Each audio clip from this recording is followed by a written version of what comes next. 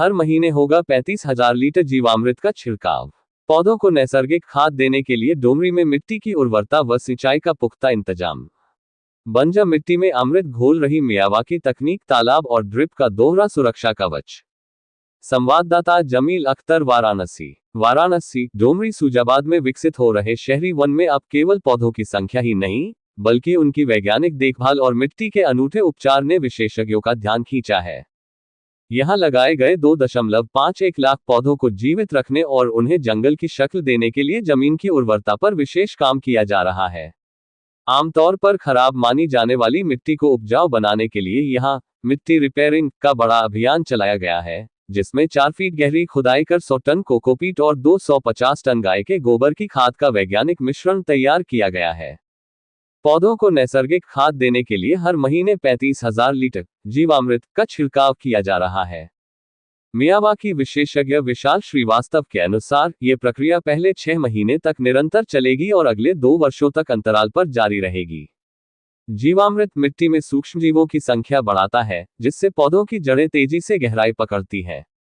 वर्तमान समय में वसंत के कारण पौधों से पत्ते झड़ना एक स्वाभाविक प्रक्रिया है, जिसे अक्सर लोग पौधों का सूखना समझ लेते हैं, जबकि अंदरूनी तौर पर जड़ें मजबूत हो रही हैं।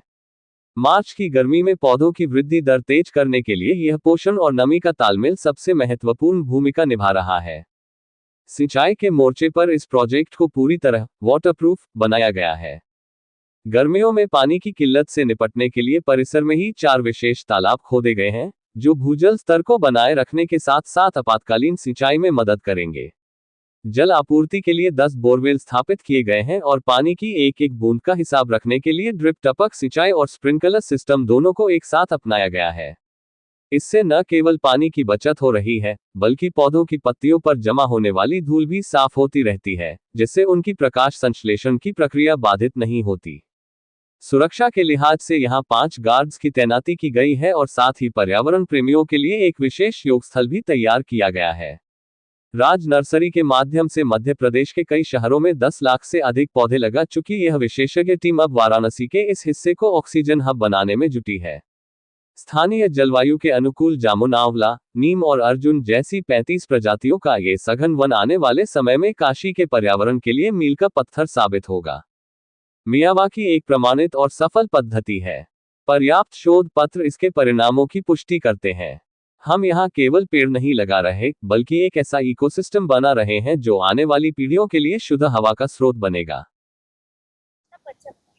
जी, मेरा नाम विशाल श्रीवास्तव है और मैं राज नर्सरी जो फर्म है उसमें एज अ मियावाकी एक्सपर्ट काम करता हूँ। जी, और यही वो फर्म है जिसने यहाँ पे पार्क डेवलप करने का टेंडर लिया था सुजाबाद डोमरी में। कल बड़ा बृहद वृक्षारोपण हुआ है मियावाकी टेक्निक से। जी, तो क्या कहना चाहेंगे? कुछ खबरें भी उसमें निकल के आ रही है कि पेड़ सूख रहे हैं और तमाम चीज़ें आ रही हैं, उसको लेकर आप बताएंगे? उस बारे में आपको मैं मियावाकी के बारे में थोड़ा बैकग्राउंड दे देता हूँ कि मियावाकी क्या होता है, और ये जो पेड़ सूख रहे हैं उसके बारे में भी आपको बता देता हूँ। तो बेसिकली मियावाकी एक जापानीज बॉटनिस्ट ने इस तकनीक को विकसित किया था, जिसमें उन्होंने ये प्लान बनाया था कि हम 2-2 फुट में पौधे अगर लगाते हैं अलग अलग प्रजाति के अलग अलग लेयर में, जैसे जामुन, नींबू, आंवला, करौंदा, तो पौधों की ग्रोथ 10 टाइम्स फास्टर होती है। जो आप जंगल 10 सालों में वेट करते बनने का, वो 3 साल 2 साल में ही बड़ा हो जाता है। हमने जो अपने पुराने प्रोजेक्ट्स में काम किया है उसमें हमने ये देखा है कि 1.5 से 2 साल में ही लगभग पेड़ जो है अपनी हाइट है वो 15 फीट तक ले जाते हैं, और पौधे लगाने की जो एवरेज साइज़ है वो भी 2 से 3 फीट की होती है। और रही बात पौधों के सूखने की, तो उसमें ऐसा होता है कि जब आप पौधे लगाते हैं तो पौधों की जो पत्तियां होती हैं वो पौधे की एक नेचुरल प्रोसेस है कि पत्तियां झड़ जाती हैं और फिर नए तरीके से पत्तियां आती हैं। और चूंकि ये पतझड़ का मौसम है तो इस वजह से भी पौधे की जो पत्तियां झड़ती हैं। हमने क्यों मार्च में पौधा लगाया इस विषय में भी मैं बताना चाहूँगा, क्योंकि अभी से लेके मानसून तक हमारे पास काफ़ी समय रहेगा, जिसमें क्योंकि गंगा मैया के तट पे ये हम प्लांटेशन कर रहे हैं, तो हमारे पास पानी की कोई भी असुविधा नहीं थी। हमारे पास पर्याप्त मात्रा में पानी अवेलेबल था, तो हमें सनलाइट भी प्रॉपर मिल जाएगी और पानी भी मिल जाएगा। तो हमने ये पाया है अपने पुराने प्रोजेक्ट्स में कि इस टाइम अगर हमने पौधे लगाए हैं तो उनकी ग्रोथ बाकी जो ठंड में पौधे लगाते हैं या बारिश में लगाते हैं उनसे बेहतर होती है। इस वजह से हमने मार्च का समय किया था, और ये जो भी हम करवा रहे हैं इसमें हमें ये पूरा प्रोसेस टेंडर के थ्रू मिला था एंड माननीय महापौर जी और नगर आयुक्त साहब के निर्देशन में हमने ये काम किया है, जिसमें कि हमने ये इंश्योर किया है कि हर पौधे को पानी मिले। और जैसे ही प्लांटेशन की प्रक्रिया कल पूरी हुई, हमने अपना पानी देने का सिलसिला शुरू कर दिया और अभी भी पानी वहाँ डल रहा है और 24 घंटे पानी वहाँ चल रहा है। और सारा पानी हम स्प्रिंकलर मेथड के थ्रू दे रहे हैं, जिसमें कि बड़े बड़े रेन गन्स और स्प्रिंकलर लगाए गए हैं और वो एक एक पूरा एरिया कवर कर रहे हैं और हम आगे बढ़ते जा रहे हैं। कितने प्रकार के पौधे आपने वहाँ लगाए हैं और वो पौधे कितने फीट नीचे से लगे हुए हैं और सर्वाइव करने के क्या उसमें चांसेस हैं?